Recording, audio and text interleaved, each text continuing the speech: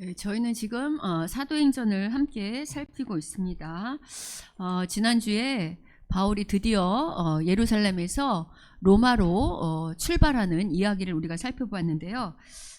지난주에 로마에게 호의를 베풀었던 백부장 율리오 덕분에 누가, 그러니까 바울하고 함께 수종들던 누가, 그 다음에 또 아리스다고, 이렇게 바울의 동역자들이 함께 그 배에 타고 바울과 로마로 떠나는 걸 우리가 함께 살펴보았습니다.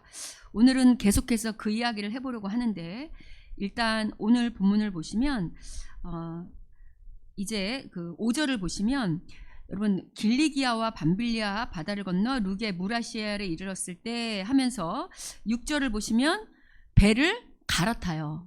그러니까 여기 보시면 6절에 알렉산드리아 배를 갈아탄다 이러는 거 보이시죠? 그러니까 아마 그 이달리아, 그러니까 예루살렘에서 출발해서 탔던 배는 작은 배였고, 그 다음에 예루살렘에서 로마까지는 먼 길이잖아요. 그러니까 그보다 훨씬 중량감 있는 큰 배로 아마 갈아탄 것 같아요. 그리고 나서 7절, 8절을 보시면 미항이라는 항구에 도착해요. 미항이라는 항구는 이름 그대로 아름다운 항구 이런 뜻인데, 이곳에, 이 미항이라는 곳에서 어떻게 해야 될지 이제 결정을 내려야 돼요. 왜냐하면 여기 이때 이 바울이 출발했던, 이 항해를 했던 계절, 시기가 언젠지를 나타내주는 구절이 나오는데, 구절에 보면 여러 날이 걸려 금식하는 절기가 이미 지났으므로 이렇게 나오거든요. 무슨 얘기인가? 아마 이 처음 예루살렘에서 이 미항까지는 약 2주 정도 걸렸을 거라고 사람들이 생각을 해요. 그리고 이 알렉산드리아 배, 갈아탄 배는 오늘 본문에는 안 나와 있지만 27장 38절을 보면 곡물이 가득 실려 있음을 알 수 있어요. 그러면 이 배가, 갈아탄 배가 단순히 죄수만 옮기는 배가 아니고 곡물을 가득 실었다는 것은 무엇도 같이 아니면 무역, 그러니까 상업을 위하여 무역을 하는 배에, 여러분 생각해보세요. 지금처럼 그 당시는 교통이 좋지가 않을 거 아니에요. 그러니까 지금 좀 수단이 많이 없는데 죄수들만 옮기는 배를, 큰 배를 빌려서 하려면 경비가 많이 들 거 아니에요. 그러니까 아마 무역을 하는 그런 배에 이 죄수들을 같이 실는 것을 조건으로 아마 경비를 지불했을 거예요. 그래서 이 알렉산드리아 배를 갈아타고 이제 이 배가 계속 항해를 하는데, 지금처럼 시설이 좋지 않으니까 이렇게 중간중간 항구를 머물러서 뭐 곡식도 그러니까 뭐 여러 가지 정비도 하고 또 쉬기도 하고 이런 일들이 필요했을 거예요. 그래서 지금 이제 2주 만에 미항이라는 곳에 이제 이르렀는데, 문제는 이때가 언제 정도 되냐면, 많은 학자들이 약 한 10월 5일, 그러니까 초순, 금식절기니까 10월 초중반이라고 생각을 해요. 근데 문제는 뭐냐면, 여러분 그 당시에 겨울에 이 배가 운행하기가 쉬울까요? 그렇지가 않아요. 지금보다 기술이 안 발달돼 있고, 또 바다 한가운데는 안 얼지만 이 항구 같은 근처는 아마 배가 이렇게 항해하기 어렵고, 또 날이 너무 추우면 그 당시 지금처럼 뭐 이렇게 여러 가지 시설이 돼 있지 않는데 배에서 고스란히 그 겨울을 날 수가 없잖아요. 그래서 대부분 그 당시에는 어떻게 했냐면, 이렇게 출발을 했다가도 아주 추운 겨울을 나기 위한 항구를 찾았어요. 그래서 그 항구에서 추운 겨울을 난 다음에 그 시기가 좀 지나면 그 다음에 여정을 떠났단 말이에요. 보통 한 11월 초쯤에는 날씨가 아주 추웠기 때문에 보통 항해를 그만하고 있었어요. 근데 여기 보시면 미항에 왔을 때 이미 이 금식하는 절기가 됐다는 건 이미 10월 말쯤이 됐다는 거예요. 그래서 이제 정해야 돼요. 여기서 겨울을 날지 아니면 또 다른 항구를 찾아가서 이 겨울을 나고 다시 항해를 계속해야 될지를 정해야 되는 거예요.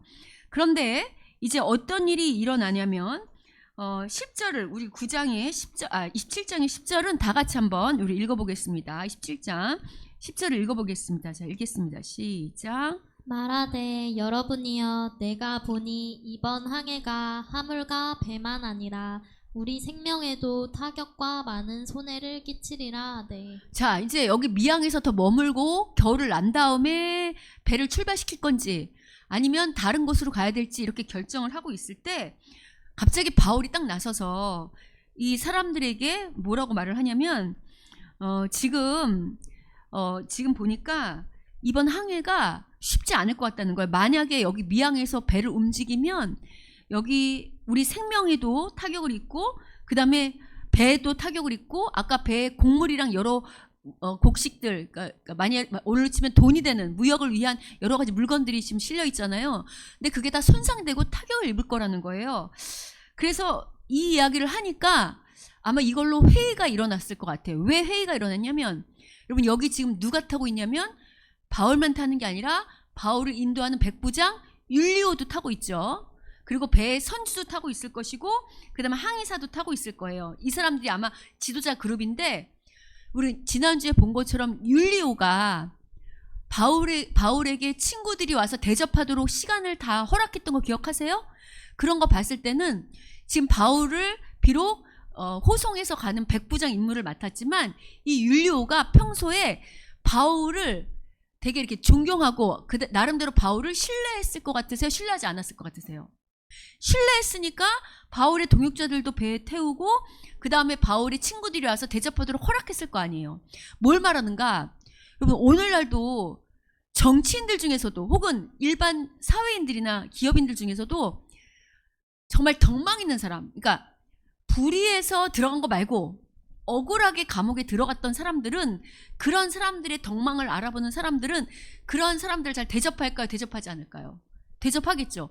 그들의 말에 귀를 기울이겠죠. 그러니까 지금 바울이 그 안에서 영향력 있는 말을 발언할 수 있는 어떤 그 신뢰할 수 있는 영향력을 누가 지금 주고 있냐면 율리오가 그런 분위기, 그런 환경을 조성했던 것 같아요. 그래서 이 바울의 말을 가지고 이제 아무래도 회의가 일어났던 것 같아요. 왜냐하면 11절 보면 백부장, 선장, 선주 이렇게 한단 말이에요. 자, 그럼 여러분에게 제가 질문을 해볼게요.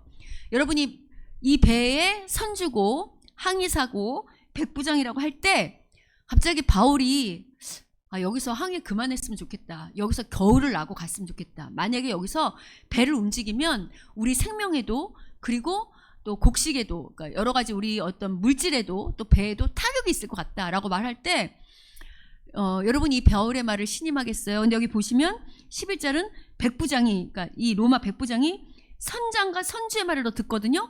그러니까 이건 뭐냐면 선장과 선주는 아니다. 여기 말고 다른 항구를 찾아보자. 빨리 더 출발해서. 왜냐하면 여러분 선장과 선주 입장에서는 항해 기간이 긴 게 좋아요? 아니면 짧은 게 좋아요? 왜 짧은 게 좋죠? 그래야 경비도 줄고 이익이 극대화될 거 아니에요. 그러니까 선장이나 선주 입장에서는 이게 더구나 무역하는 배라고 할 때 뭐 무역뿐만 아니라 죄를 실었다고 할 때 빨리 일을 끝내고 돌아와야 다음 일을 맡을 수도 있고 경비가 줄으니까 선장과 선주는 아니다. 빨리 출발하자. 이렇게 말을 한 거예요. 그럼 여러분이 백부장이라고 할 때 그냥 바울의 말을 더 들을 것 같아요? 아니면 선장과 선주의 말을 더 들을 것 같아요? 여러분 백부장 상상을 해보세요. 왜 선장과 선주의 말을 더 듣겠죠? 그렇지. 선장과 선주가 더 경험자고 전문가일 거라고 생각이 드는 거예요. 근데 여기서 놓치는 게 하나 있어요. 여러분 바울이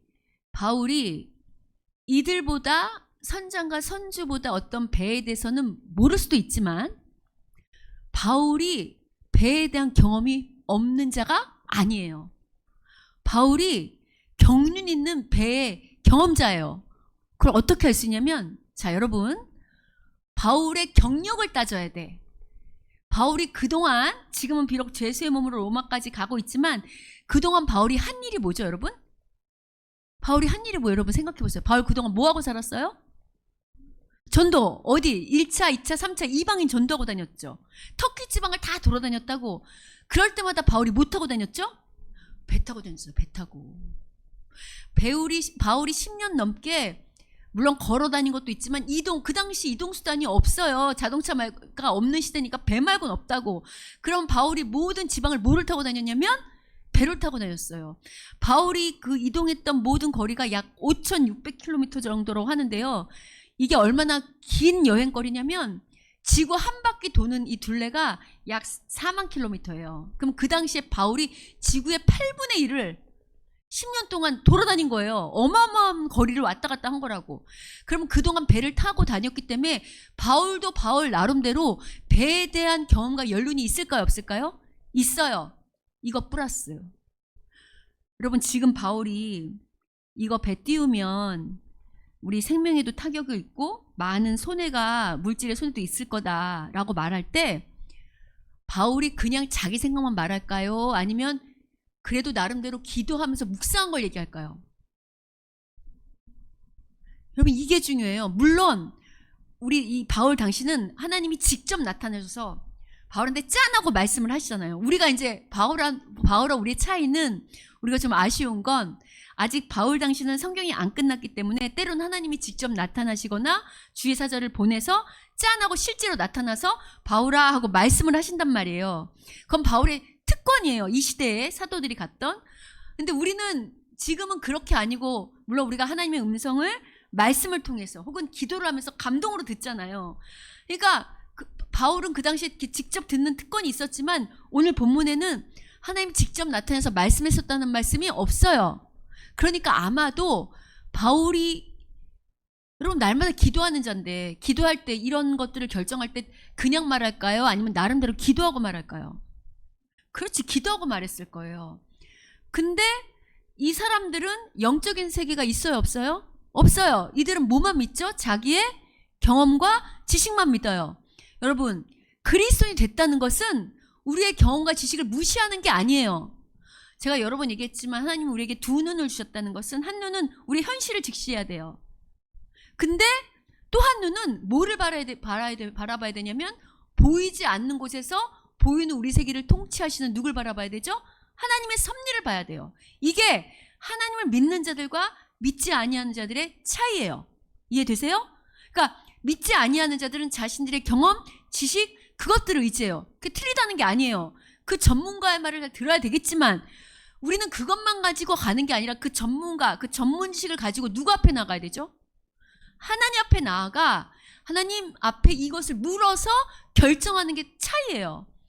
아마도 바울은 이것을 물었었던 것 같아요. 이걸 어떻게 해야 되는가.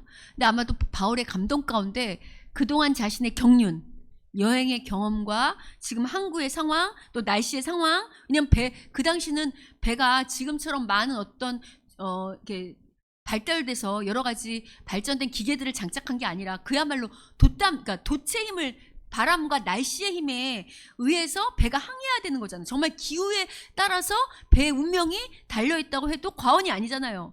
근데 바울이 그동안의 경험을 통해서 그 날씨와 바람과 여러 가지 풍향을 따져서 지금은 위험하겠다 뿐만 아니라 분명히 기도했을 거예요. 근데 아마 하나님의 감동이 이 항해를 가지 않기를 원했던 것 같아요.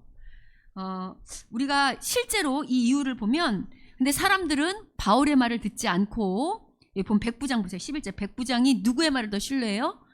예, 세상 경험을 더 의지해서 이 배를 그냥 출발시킵니다.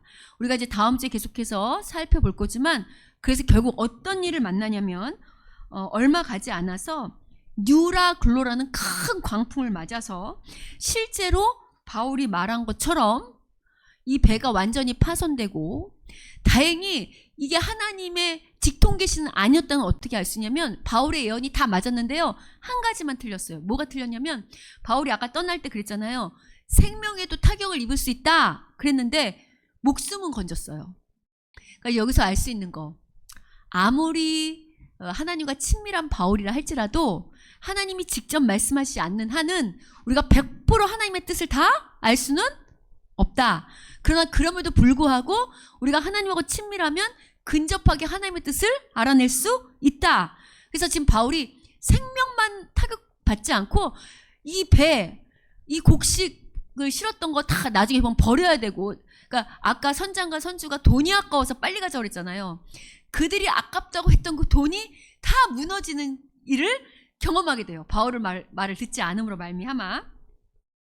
근데 이럴 때 어떻게 되냐면 이제 배 광풍이 이제 맞아서 진짜 망망대해 배가 이제 떠 있는 거예요. 이제는 정말 이제 죽음만 기다려야 되는 상황이에요. 그래서 여기 보면 이렇게 나와 있어요. 우리 27장 20절을 같이 한번 볼게요. 27장 20절 여기 앞에 있어요. 자, 같이 한번 PPT 띄워주시면 읽어볼게요. 어떤 상황이 되냐면 이렇게 됐습니다. 읽어보겠습니다. 시작. 여러 날 동안 해도 별도 보이지 아니하고 큰 풍랑이 그대로 있음에 구원의 여망마저 없어졌더라. 지금 유라굴로라는 큰 광풍을 맞아가지고 이 망망대해 배가 완전히 파손된 상황에 그냥 떠 있는 거예요. 이제는 보세요. 여러 날 동안 얼마나 광풍이 심했는지 아주 암흑 가운데 있는데 풍랑은 계속 불어닥치는 거예요. 얼마나 무섭겠어요. 이제는 이제 우리 죽었구나. 구원의 여망이 없다는 것은 살 소망이 없다는 거예요. 우린 꼼짝없이 죽었구나 라고 하고 있는데, 자, 이때 어떤 일이 일어나냐면 이런 일이 일어납니다. 갑자기 23절에 바울이 이렇게 일어나서 이렇게 말을 하는 거예요. 자, 23절 다 같이 한번 읽어보겠습니다. 여기 PPT 있습니다. 자, 23절 읽겠습니다. 시작. 내가 속한 바 곧 내가 섬기는 하나님의 사자가 어젯밤에 내 곁에 서서 말하되. 바울이 갑자기 딱 일어나더니 뭐래냐면 다 죽을 것 같잖아요. 이제 우리 끝났다.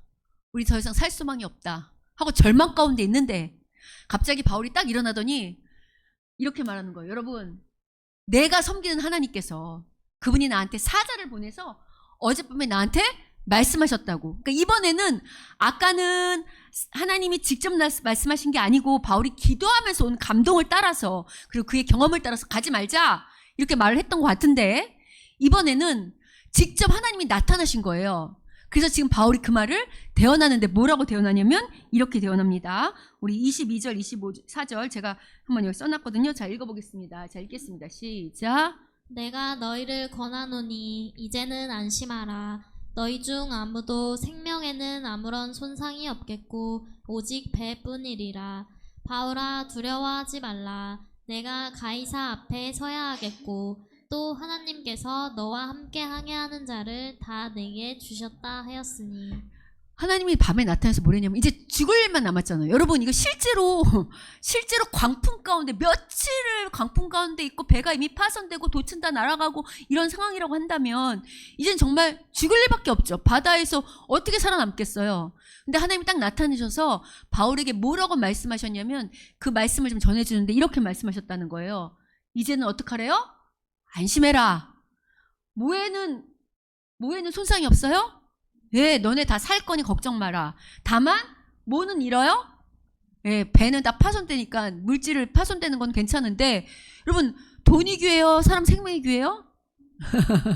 요새 시대는 돈이 더 귀한 시대 같은데 걱정하지 마라. 살 수 있다. 다만 어쩔 수 없이 배는 다 파손이다. 왜? 바울 말 안 듣고 떠났잖아.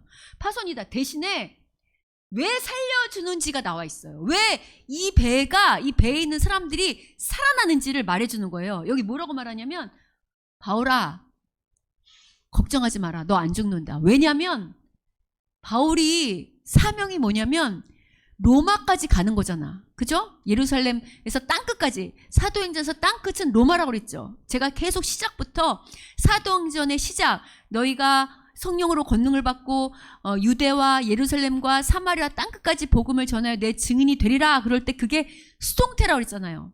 수동태라는 것은 하나님이 우리 인도한다는 거거든요. 그러니까 땅끝까지, 사도행전에서 땅끝은 로마라고 그랬어요. 로마까지 하나님 반드시 누구를 인도한다는 거예요? 바울을 인도한다는 거예요. 바울이 왜? 사명이 있어. 복음을 전해야 되는데 누구한테? 가이사 황제 로마까지 가서 복음을 전하는 게 바울의 사명이에요.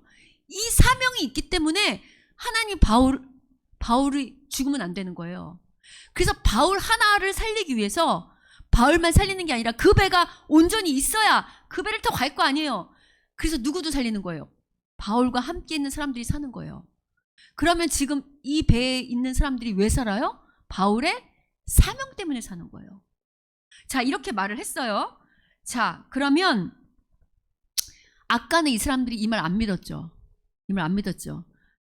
근데 지금은 이 사람들이 바울의 말을 믿을까요? 안 믿을까요? 믿어요. 왜 믿을까요? 바울이 했던 말이 맞았기 때문이지만 더 이상 물러설 데가 없잖아요. 여기서 이 말 안 믿고 있다가는 뭐 뾰족한 수가 없잖아요. 그래서 바울의 말을 믿고, 그리고 실제로 이제 우리가 뒤에 계속해서 27장 후반절 28장을 보면 하나님이 말씀하신 대로 이 배의 사람들 다 구원하시고 또 배도 고치게 하시고, 그래서 이 배를 통해서 다시 로마까지 인도하신 이야기가 등장해요. 자, 이게 오늘 본문인데, 제가 오늘 본문을 통해서 무슨 얘기를 하려고 하냐면, 여러분 우리가 그 얘기 많이 들었잖아요. 이 모든 것을 먼저 그의 나라와 의를 구하라. 그리하면 이 모든 것을 너희에게 더하신다. 이 말 많이 들었잖아요. 우리가 이 말을 개념적으로는 많이 아는데, 우리가 실제 삶에서 어떤 문제가 딱 닥치면, 여러분 솔직히 말씀해 보세요. 먹고 사는 게 먼저가 돼요? 아니면 하나님 나라가 먼저가 되십니까? 여러분 그 앞에 6장에 먼저 그의 나라의 위를 구해라. 그리하면 이 모든 걸 너희가 덧입히라는 그 앞에는 물질과 하나님 두 주인을 섬길 수 없다로 시작해요. 너희의 주인이 누구냐? 너희의 주인이 돈이냐? 아니면 하나님이냐를 명확하게 해라. 너희의 주인을 하나님으로 명확하게 하면 너희가 생각하는 이 먹고 사는 문제, 원래 이게 우리 발밑에 있는 거라 했잖아. 우리가 다스리는 통치 대상이라 했죠.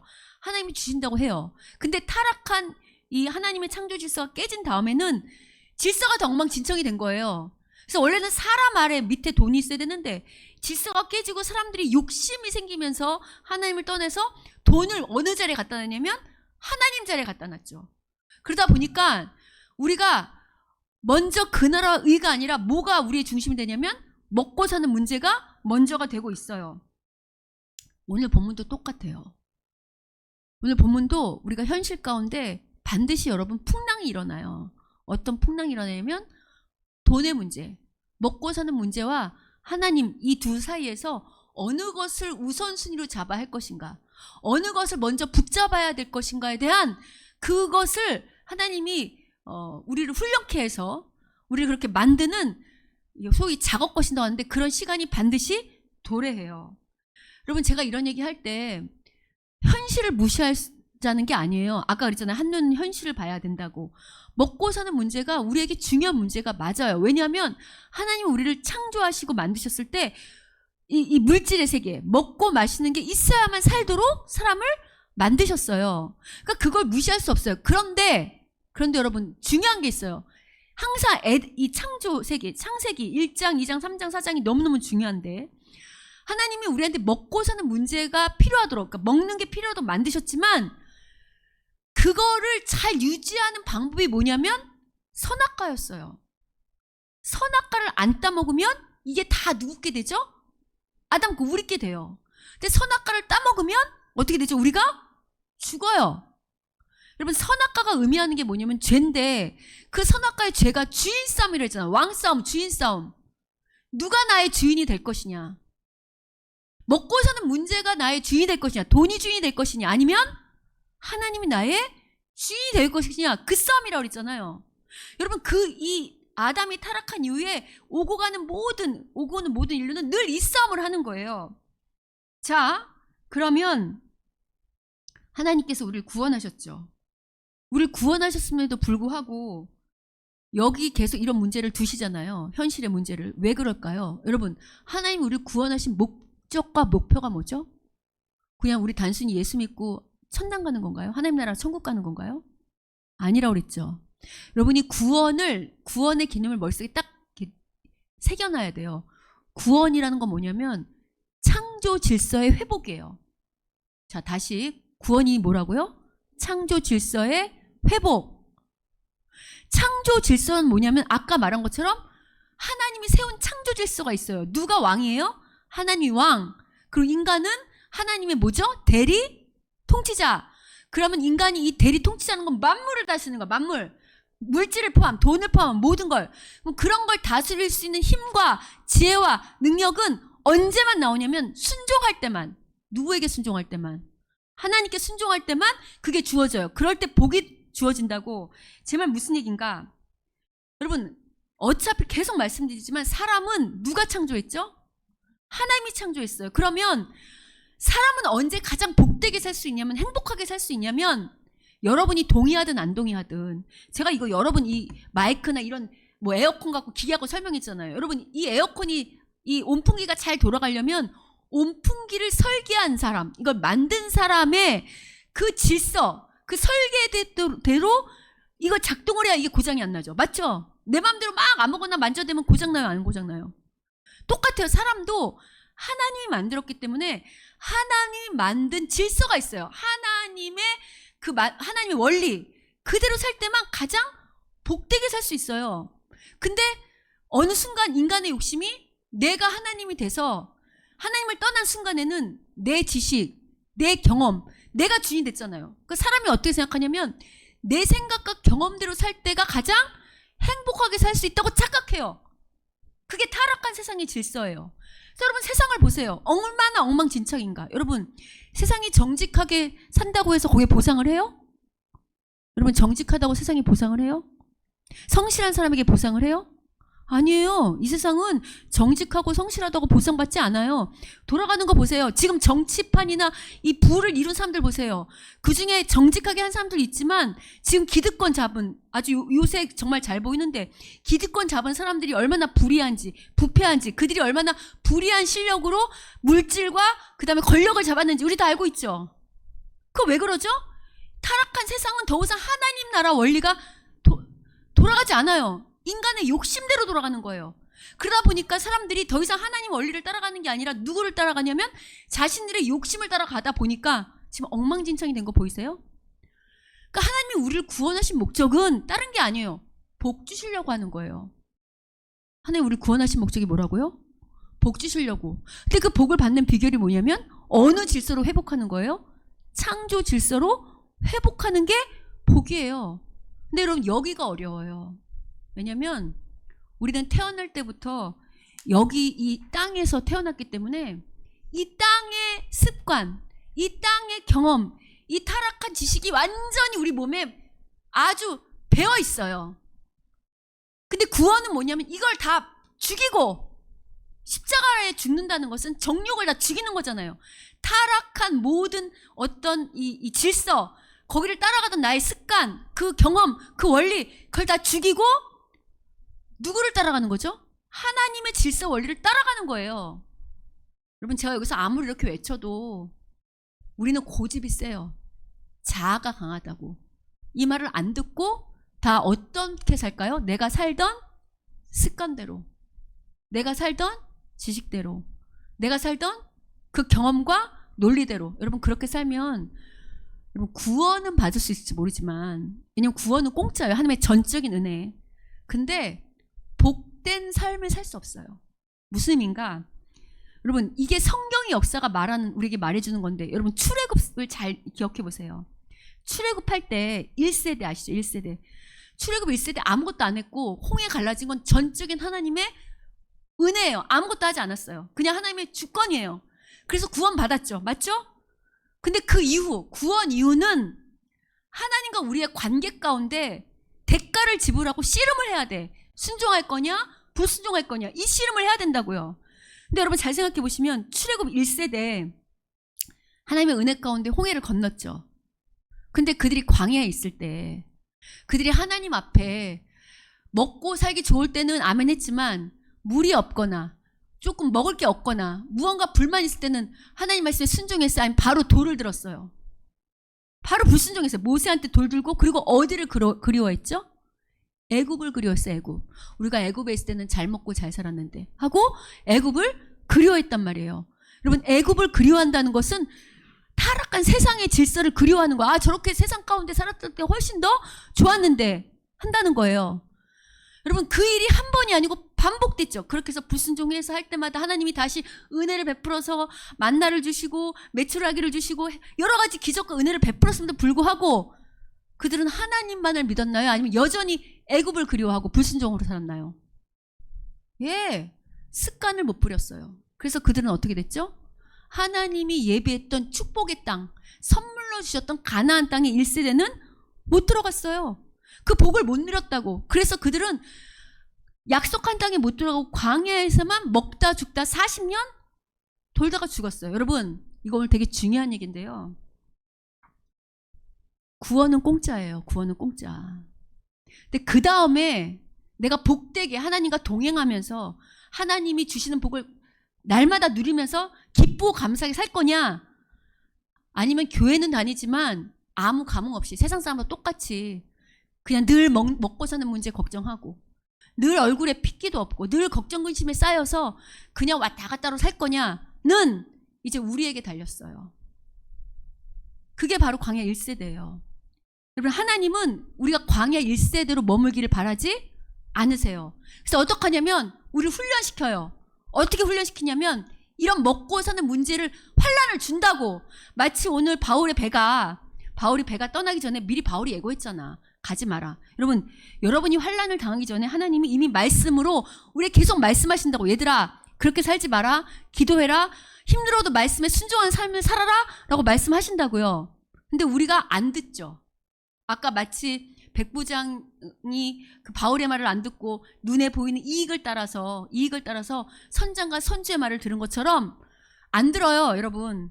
대부분의 사람들은 자기 경험과 자기가 두둥기는 계산기를 따라가지. 왜냐면 하나님 말씀을 들으면 손해날 것 같거든. 오늘 바울의 말을 들으면 자기들이 그 항해가 길어질 것 같고 물질에 손해를 날 것 같아서 바울 말 안 들은 것 같잖아요. 그러니까 계산기를 두둥기면 손해가 날 것 같은 거예요. 그래서 안 들어요. 그리고 어떡하는가? 자기 고집대로 해요. 근데 여러분, 하나님은 우리 자녀를 사랑해요. 하나님은 우리 자녀된 우리를 사랑해서 그렇게 우리가 고집대로 살 때 그냥 두지 않고, 여러분 생각해보세요. 여러분의 자녀가 안 좋은 잘못된 길로 가는데 그냥 두시겠어요? 아니면 끄집어 내오겠어요? 그렇지. 그러니까 하나님은 그 다음 하는 방법이 뭐냐면 환난, 어려움을 통해서 우리에게 다시 한번 기회를 주세요. 지금 큰 광풍이 불었잖아요. 이때 하나님 다시 기회를 주시잖아요. 바울을 통해서. 걱정하지 마. 사명을 감당하면 살 수 있어. 라고 말을 하는 거잖아요. 그러면 여러분, 차라리 이 배에 있던 사람들은 어쩌면 오늘날 예수를 믿는 우리보다 나을 수 있어요. 여러분, 제가 목회를 해보니까 오늘날 대부분의 교회를 다닌다고 하는 사람들은 고집이 세요. 나이가 들면 들수록, 경험이 들면 들수록 자기 생각이 꽉 차 있기 때문에 주의 말씀에 귀 기울이지 않아요. 어쩌면 이렇게 제가 이번 주에 이 말씀 준비하면서 그 생각이 들었어요. 여러분, 내가 우리 교회 성도들하고 같이 배를 타고 이렇게 가다가 안 죽는다 걱정하지 마라. 그러니까 하나님을 예배해라. 끝까지 하나님을 찬양해라. 라고 말할 때 과연 그동안에 만났던 이 많은 그리스도인들이 그 말을 믿을까? 라고 할 때 퀘스천 마크였어요. 대부분 안 믿더라고. 하나님을 예배해라. 하나님 말씀에 순종해라. 여기에 우선순위를 둬라. 하나님 말씀이 지금 보일 때는 광풍이 우리를 죽일 것 같지만 하나님 말씀 붙잡는 게 우리를 살린다. 이 얘기 아무리 해도 그 말 안 듣고요. 다 자기들 얘기해요. 아, 목사님 그건 아는데요. 저는 뭐 이러고 저러고 다 그 얘기 하더라고. 제가 그래서 거기다 답을 안 해요. 왜? 말해봤자 안 들릴 테니까. 근데 여러분, 분명히 성경 우리에게 말하고 있어요. 하나님, 죽을 것 같으면 죽을 것 같을수록, 환난이 닥치면 닥칠수록 누구를 붙잡아야 될까요? 하나님 붙잡아야 돼요. 그러면 이게 있어요. 어떤 신비가 있냐면, 이 세상 사람들은 문제가 터지면 다 내 힘과 내 지식으로만 해결하려고 하는 거잖아요. 맞죠? 내 노력, 내가 갖고 있는 실력으로 하려고 하는 거잖아요. 여러분, 예수님을 믿었다는 거, 하나님 백성이 됐다는 거는 특권층이 됐다는 거예요. 어떤 특권층이 됐냐면 내 힘과 내 지식만이 아니라 거기에 하나님의 은혜, 우리가 알 수 없는 신비한 하나님의 은혜와 하나님의 능력이 우리의 어떤 이 힘든 이 자리를 붙잡아서, 마치 우리가 뒤에 보면 이 바울의 이 배를 끄집어서 하나님이 그 다음 멜레데 섬이나 그 다음으로 이렇게 인도함을 통하여 이들을 이렇게 회복시키고 배를 다시 회복시키고 마침내 이렇게 도착하게 하는 것처럼 하나님의 손길이 우리에게 덧입혀져 있다는 거예요. 이게 우리의 특권이에요, 여러분. 이럴 땐 아멘 해야 되는 건데. 아멘인가요? 근데 여러분, 이건 아무한테나 경험되는 게 아니에요. 이건 바울의 말, 그러니까 즉 하나님의 말씀 믿고 아멘 하고 그 말에 그대로 행하는 사람. 여러분, 만약 이 중에 수영 잘하는 사람들 혹은 바울의 말을 믿지 아니하고 다른 데로 가자고, 그렇게 하면 안 된다고 했던 사람들은 다 죽었을 거예요.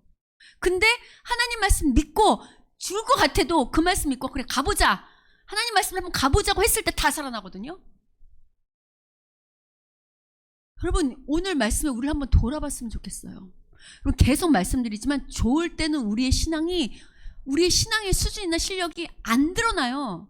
여러분 좋을 때는 다 좋아요. 좋을 땐 교회도 잘 나올 수 있고 뭐 헌금도 할 수 있고 봉사도 할 수 있고 예배도 열심히 다 할 수 있어요. 근데 우리가 내가 누군지, 내가 정말 하나님을 주인으로 섬기는지 아니면 내가 주인인지, 내가 정말 하나님의 말씀을 의지하는지 아니면 내 경험을 의지하는지는 큰 광풍이 불어봐야 알 수 있어. 광풍이 불어봐야. 여러분 큰 광풍이 불었을 때 여러분은 어떤 선택을 하세요? 내 경험과 지식을 따라서, 내 감정을 따라서, 내 어떤 이 상황을 따라서, 환경을 따라서 움직이세요? 아니면 그럼에도 불구하고 내가 죽을 것 같지만, 내가 다 죽는다 할지라도 나를 살리는 분은 내 환경이나 내 지식이 아니라 하나님을 믿고 하나님을 따라가세요. 여러분 이 선택을 하셔야 돼요. 여러분 이 시험은 여러분이 볼 때 아주 돈 많아 보이는 사람, 권력자든 누구든 다 하나님의 자녀라면 반드시 통과해야 돼요.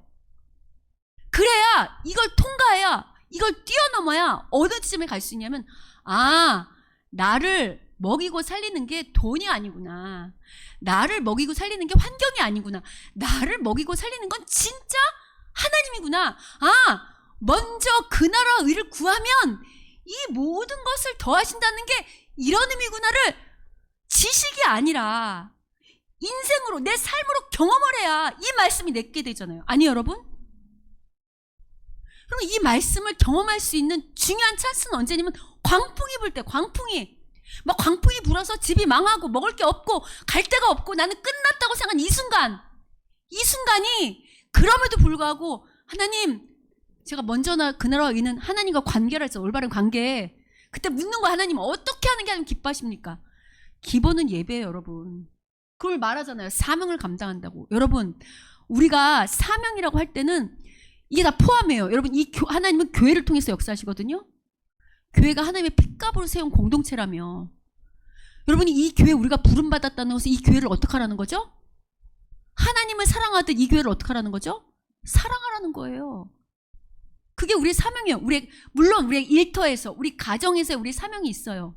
근데 이 교회를 불렀을 때는 이 교회를 지키고 이 교회를 세우는 그것이 사명이라고 할 때 그게 먼저 그 나라 의잖아요. 하나님 그걸 싫어하실까요? 한번 물어보세요. 하나님, 제가 교회를 사랑하는 거 싫어하십니까? 아니요. 교회를 사랑하라고 하실걸요? 교회를 사랑한다는 것은 우리 이 성도들 한 사람 한 사람을 사랑하는 거잖아요. 그렇게 잘 보세요. 아까도 우리가 찬양했지만 예수님이, 아마 그 당시 예수님이 힘 있는 자, 권력 있는 자들하고 같이 막 놀았으면 죽이지 않았을 거예요. 근데 하나님이 그들에게, 예수님이 하나님의 뜻을 따라 세리, 창기, 이방인들, 정말 하나님이 긍휼히 여기는 자들을 돌보고 그렇게 교회를 세우려고 애쓰다 보니까 죽으신 거잖아요. 그럼 우리가 교회를 사랑하고 애쓰는 게 쉽지 않아요. 제가 우리 성도님들 요새 우리 교회를 세우기 위해서 막 봉사하고 예배하고 헌금하는 거 얼마나 힘든지 제가 알거든요. 우리 성도님들 대부분 다 일하시잖아요. 막 금요일 토요일까지 그렇게 일하고 쉬지 않고 교회에 나와서 예배하고, 또 우리 성도들이 큰 부자가 아닌데 우리 성도님들이 어려운 과정에도 우리 교회를 지키고 세우겠다고 있는 힘을 다해서 헌금하는 거 제가 알고 있거든요. 그럼 그렇게 하는 건 누구를 죽이는 걸까요? 나를 죽이는 거예요. 세상 사람들이 볼 때는 미련한 거라고. 왜 저기다 저렇게 할까? 저 미련하네. 저 돈이면, 저 시간이면 자기 건강을 챙기고 그걸로 자기 집을 세우고 이렇게 말을 할 거라고. 근데 우리는 누구의 말씀에 우선순위를 두기 때문에, 먼저 그 나라 의를 구하라는 이 말씀을 우선순위를 두기 때문에 우리가 최선을 다해서 교회를 섬기는 거잖아요. 여러분, 예수님이 십자가 죽었을 때 그 당시는 죽은 것 같았지만 하나님이 예수님을 어떻게 하셨죠? 부활시키셨어요. 살려내신다고. 지금 당장은 모르지만 아까 말한 것처럼 제가 이제 뒤에 보면 생각지도 못한 방법으로 이 배를 회복시키시고 로마까지 인도하신다 그랬죠. 여러분, 환난과 강풍이 불었을 때 정말 먼저 그 나라 의를 구하면, 그 당시는 몰라요. 지금 당시는 여전히 광풍이 부는 것 같고 여전히 암흑인 것 같고 여전히 죽을 것 같지만, 그 순종하고 하나님 앞에 묵묵히 순종의 그 시간을 갖고 있으면 하나님의 섭리 가운데 그 배를 움직이는 것처럼 우리의 삶 속에서 하나님 막 주관하시면서 우리에게 이 모든 것을 더하시는, 생각지도 못한 복을 주시는 때가 올까 안 올까요? 옵니다. 반드시 옵니다. 아멘. 여러분 저는 우리 성도들이 이걸 경험하는 진짜가 됐으면 좋겠어요. 그래서 출애굽 1세대 그냥 교회만 왔다 갔다 해서 목사님 말이 뭔 말인가, 아유 또 순종하란 저런 얘기하네, 또 말씀 보란 얘기하네, 이런 얘기가 아니라 내가 경험을 해봐야 될 거 아니야. 하나님이 나한테 순종할 때 어떻게 복을 주는지, 어떻게 내 인생을 회복시키는지, 그래야 진짜 하나님을 전하는 복음의 전도자가 될 거 아니에요. 그게 진짜 2세대라고 싸움을 해야 될 거 아니에요. 영적 전쟁. 저는 우리 성도들이 그 싸움을 해서 이게 뭔지를 아는 사람 되기를 소원합니다. 아멘? 그럼 그러려면 반드시 해야 되는 게 있어요. 그게 뭐냐? 바로 이거예요. 바울이 우리에게 말하는 게 있어요. 이런 실력은 하루아침에 나오지 않아요. 목사님 저도 어떤 황풍이 불면 먼저 그 나라를 구하고 싶어요. 말만 하면 안 되고요. 실력을 키워야 돼요. 그 실력은 하루아침에 나오는 게 아니라 이렇게 나와요. 디모데전서 4장 7절 8절입니다. 자, 읽어보겠습니다. 디모데전서 다음 PPT 4장 7절 8절 읽겠습니다. 시작. 망령되고 허탄한 신화를 버리고 경건에 이르도록 내 자신을 연단하라. 육체의 연단은 약간의 유익이 있으나 경건은 범사에 유익하니 금생과 내생의 약속이 있느니라. 지금 뭐라고 말하냐면 바울이 디모데 목자라 했어요. 목사 자기 후계자한테 얘기를 해주는 거예요. 망령되고 허탄한 신화라는 것은 세상 성공 신화를 말하는 거야. 이렇게 해서 돈 벌었다더라, 이렇게 해서 성공했다더라, 이렇게 해서 집 샀더라. 물론 여러분 그걸 무시하는 게 아니에요. 그 안에 하나님의 일반 은총 가운데 우리가 지혜롭게 취할 건 취해야 돼요. 그런데 분명히 세상의 그 지혜 가운데 불의한 일들 있잖아. 하나님 보시기에 불의한 방법, 불의한 성공, 헛된 성공, 헛된 야망 있죠? 그런 거 쫓아가지 말고. 여러분 지금 사람들은 그런 거 안 따지잖아요. 저게 불의한지 안 불의한지 안 따지고 무조건 성공했다 무조건 따라다니잖아요. 그러다 망하는 것도 많이 있고. 그걸 버리고 뭐에 이르도록 힘쓰래요? 경건에 이르도록 힘쓰래. 그러니까 이게 하나님의 사람을 무장하라는 거예요. 그러면서 무슨 얘기를 주냐면 우리를 연단하라는 건 우리를 훈련시키라는 거예요. 여러분 우리가 요리하는 것도 살림하는 것도 다 실력을 갖추는 거잖아요. 훈련하면서. 근데 뭐라고 말하면 이렇게 말하죠. 육체의 연단은 우리 운동하잖아. 또 우리 어떤 삶의 지혜들로 공부도 하고 여러 가지 하잖아요. 그게 유익이 있대. 유익이 없는 게 아니야. 우리가 운동도 하고 이 땅에서 건강하게 살려면 운동도 하고 또 어떤 약도 먹어야 되고 좋은 음식도 먹어야 되고 뭐 있잖아. 또 잘 살려면 공부도 해야 되고 지혜. 그게 유익이 없는 게 아니라 유익이 있다는 거예요. 근데 유익이 어떻게 있어요? 약간 있대. 약간. 진짜 유익은 경건이 우리에게 진짜를 주는데 경건은 약간이 어떻게 한대요? 범사에 모든 일에 유익이 있는데 금생과 내생. 금생은 여기 우리가 사는 이 시대를 말해. 이 현실. 그리고 내생은 앞으로 우리가 살아갈 영원한 하나님 나라. 경건의 실력은 오늘 현실 가운데도 또 미래 가운데도 우리에게 범사에 모든 일에 유익을 준다는 거예요. 그럼 그게 오늘 본문에 잘 나와 있죠. 바울 누구랑 동행했던 자예요? 하나님과 동행했던 자인데 그가 하나님과 동행함으로 말미암아 오히려 세상에 경력 있던 선장과 선주보다 이 배 출발시키면 안 돼. 이 배 출발시키면 이거 큰 손실 받아 하고 그들보다 더 지혜롭게 앞을 내다보는 거 보이셔요? 아멘이지. 그러니까 마찬가지 여러분 경건을 가꿔야 돼. 경건이 우리의 어떤 육체적인 어떤 지혜와 지식을 따르는 게 만이 아니라 현실과 이 내생, 영원한 내생, 나라에도 우리의 큰 유익을 준다는 거예요. 그럼 여러분 이런 경건의 실력은 어디서 나오는 줄 아세요? 여기서 나와요. 마지막 절입니다. 읽어보겠습니다. 자, 디모데전서 4장 5절 읽겠습니다. 시작. 하나님의 말씀과 기도로 거룩하여짐이라. 우리의 경건의 실력은 어디서 나오냐면 말씀과 기도예요. 이게 왜 중요하냐면 제가 계속 말씀드리지만 우리에게 주시는 하나님의 권능, 지혜, 그 다음에 은혜, 여러 가지 보이지 않는 힘, 이거는 나한테서 안 나와요. 하나님으로부터 주어져요. 그런 담대한 능력, 우리가 아무리 힘들고 어려워도 환경 가운데도 그 안에서 기쁨과 평강을 누릴 수 있는 실력, 그리고 그 어려움을 헤쳐나갈 수 있는 지혜, 또 그런 어떤 사람을 붙여주는 어떤 인생의 환경의 변화, 이런 것은 하나님의 은혜를 베풀어 줘야 되는데 이 은혜는 나한테서 나오는 게 아니고 우리가 말씀을 읽고 그 말씀에 순종할 때, 말씀을 읽는 게 아니라 읽는 것만이 아니라 그 말씀대로 순종할 때, 그리고 그 말씀대로 순종하는 게 쉬워요, 어려워요? 어려우니까 기도하는 거잖아. 기도할 때 하나님 우리에게 말씀에 순종할 수 있는 힘과 능력과 지혜를 주세요. 어떤 게 하나님의 뜻인지 분별할 수 있게 해주세요. 기도하죠. 이렇게 기도할 때 하나님의 능력이 우리에게 덧입혀진다고. 여러분 성경은 다 이 얘기를 하고 있어요. 여러분 욥기 아시죠? 욥의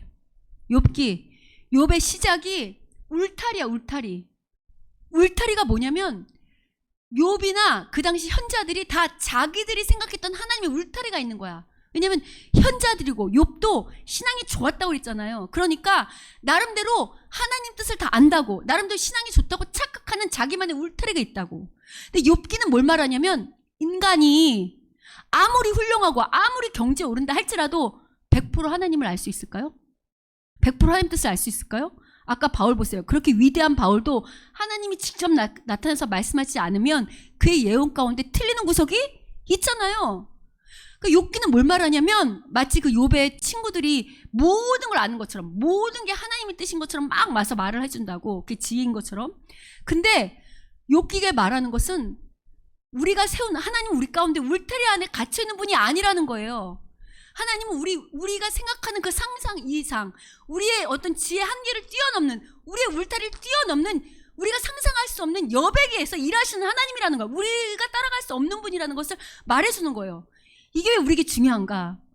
여러분 제가 성도님들하고 힘들고 어려울 때 이 영적인 이 말씀으로 권면할 때 듣는 말이 뭐냐면, 목사님이 아직 세상을 잘 몰라서 그래요. 제 처지를 잘 몰라서 그래요. 여러분 제가 여러분 처지를 무시한다는 게 아니에요. 그걸 잘 갖고 있지만 제가 여러분들 권면할 땐 그거 플러스 지금 하나님이 우리한테 요구하는 게 무엇인가를 붙잡잖아요. 그러면 하나님이 요구하시는 걸 뭔가 붙잡고 순종하면 그게 관계를 올바로 맺는 거잖아. 그럼 생각지도 않은 방식으로 여러분이 당면한 문제에 내가 당장은 아니지만 내가 할 수 있는 일에 최선을 다하고 있으면 마치 오늘 이 광풍 맞은 배가 하나님의 인도함으로 전혀 다른 길로 이렇게 이동하면서 회복의 손길을 느끼는 것처럼 내가 생각지도 못한 방식으로 하나님이 내 이 삶의 환경을 움직이시고 사람들을 움직이시고 여러 가지 일들을 하시면서 하나님이 기뻐하시는, 생각지도 못한, 먼저 그의 나라 의를 구할 때 이 모든 것을 덧입히시는 것처럼 이 모든 것을 책임지시는 것을 경험하는 길로 인도하신다는 거예요. 여러분, 저는 여러분이 이런 것들을 경험했으면 좋겠어요. 아멘. 특별히 우리 청년들이 살다 보면 어려운 문제가 있다고, 그럴 때 그냥 혼자서 막 결정하지 말고 하나님께 묻고 또 기도하고, 잘 모르면 믿음의 어른들에게 같이 조언을 구해서 같이 기도하고 뜻을 분별하고 이렇게 나가서 순종하잖아요. 그런 사람에게 왜 하나님의 복이 임하지 않겠어요?